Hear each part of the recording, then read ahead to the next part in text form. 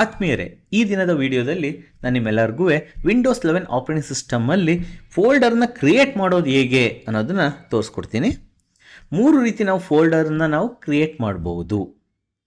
ಮೊದಲನೇ ಟೈಪ್, ನಿಮಗೆಲ್ಲ ಮೌಸ್ ಮೇಲೆ ಇಟ್ಕೊಂಡಿದ್ದೀರಾ, ಇದು ಕರ್ಸರ್, ಇದು ಮೌಸ್ ಕರ್ಸರ್. ಇಲ್ಲಿ ನಿಮ್ಮ ಮೌಸ್ ಮೇಲೆ ರೈಟ್ ಬಟನ್ ಇದೆ, ಆ ರೈಟ್ ಬಟನ್ನ ಕ್ಲಿಕ್ ಮಾಡಿದ್ರೆ ಈ ಥರ ಆಪ್ಷನ್ಸ್ ಬರುತ್ತೆ. ಅಲ್ಲಿ ನ್ಯೂ ಅನ್ನೋದ್ರ ಮೇಲೆ ಹೋದರೆ ಈ ಥರ ಫೋಲ್ಡರ್ ಇಲ್ಲಿ ಕ್ಲಿಕ್ ಮಾಡೋ ಆಗಿಲ್ಲ, ಯಾವುದೇ ರೀತಿ ಲೆಫ್ಟ್ ಮತ್ತು ರೈಟ್ ಬಟನ್ ಕ್ಲಿಕ್ ಮಾಡೋ ಒಂದೇ ಸಲ ಅಷ್ಟೇ. ಅದೇ ನೇರದಲ್ಲಿ ಫೋಲ್ಡರ್ ಮೇಲೆ ಬಂದು ಈಗ ಲೆಫ್ಟ್ ಬಟನ್ನ ಕ್ಲಿಕ್ ಮಾಡಿದ್ರೆ ಫೋಲ್ಡರ್ ಕ್ರಿಯೇಟ್ ಆಯಿತು.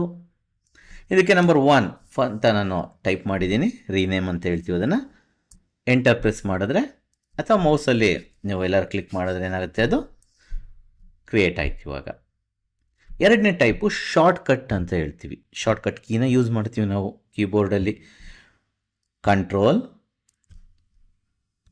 ಶಿಫ್ಟ್ ಆ್ಯಂಡ್ ಎನ್, ಈ 3 ಬಟನ್ನ ನೀವು ಪ್ರೆಸ್ ಮಾಡಿದ್ರೆ ನೋಡಿ ನ್ಯೂ ಫೋಲ್ಡರ್ ಕ್ರಿಯೇಟ್ ಆಯಿತು. ಇದಕ್ಕೆ ರೀನೇಮ್ ಮಾಡ್ತಾಯಿನಿ, 2 ಅಂತ ಕೊಟ್ಟು ಮೌಸಲ್ಲಿ ಎಲ್ಲರೂ ಕ್ಲಿಕ್ ಮಾಡಿ ಅಥವಾ ಎಂಟರ್ ಪ್ರೆಸ್ ಮಾಡಿದ್ರೆ ಅದು ಕ್ರಿಯೇಟ್ ಆಗುತ್ತೆ.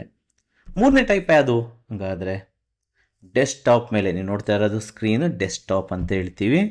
ಈ ಡೆಸ್ಕ್ಟಾಪಲ್ಲಿ ಅದು ಆ ಆಪ್ಷನ್ಸ್ ಬರೋಲ್ಲ, ಫೋಲ್ಡ್ರ್ ಒಳಗೆ ಹೋಗ್ಬೋದು.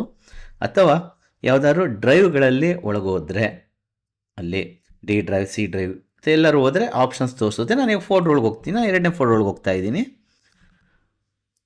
ನೋಡಿ ಹೋದೆ, ಇದನ್ನು ಎಂಟಿ ಫೋಲ್ಡರ್, ಒಳಗಡೆ ಏನೂ ಇಲ್ಲ. ಇಲ್ಲಿ ಯಾವ ರೀತಿ ಕ್ರಿಯೇಟ್ ಮಾಡೋದು ಅಂತ ಹೇಳಿದ್ರೆ, ಮೇಲ್ಗಡೆ ನ್ಯೂ ಅಂತ ಕಾಣ್ತಾ ಇದೆಯಲ್ಲ, ಅದನ್ನು ಕ್ಲಿಕ್ ಮಾಡಿ ಲೆಫ್ಟ್ ಬಟನ್ನ, ಫೋಲ್ಡರ್ ಮೇಲೆ ಲೆಫ್ಟ್ ಬಟನ್ನ ಕ್ಲಿಕ್ ಮಾಡಿದ್ರೆ ನ್ಯೂ ಫೋಲ್ಡರ್, ಇದು 3 ಅಂತ ಕೊಡ್ತೀವಿ. ನೋಡಿ ಈ ರೀತಿ 3 ಟೈಪ್ ಇದೆ. ಇನ್ನೊಂದು ಸಲ ನಾವು ಗ್ಲಾನ್ಸ್ ಮಾಡೋಣ. ಜಸ್ಟ್ ರೈಟ್ ಬಟನ್ ಕ್ಲಿಕ್ ಮಾಡಿ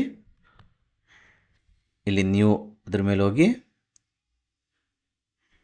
ನ್ಯೂ ಮೇಲೆ ಹೋದರೆ ಜಸ್ಟ್ ಫೋಲ್ಡರ್ ಅಂತ ಬರುತ್ತೆ, ಅದ್ರ ಮೇಲೆ ಕ್ಲಿಕ್ ಮಾಡಿದ್ರೆ ಫೋಲ್ಡರ್ ಕ್ರಿಯೇಟ್ ಆಗುತ್ತೆ. ನಂಬರ್ 1 ಎಂಟರ್ ಕೊಟ್ಟಿದ್ದೀನಿ ನಾನು.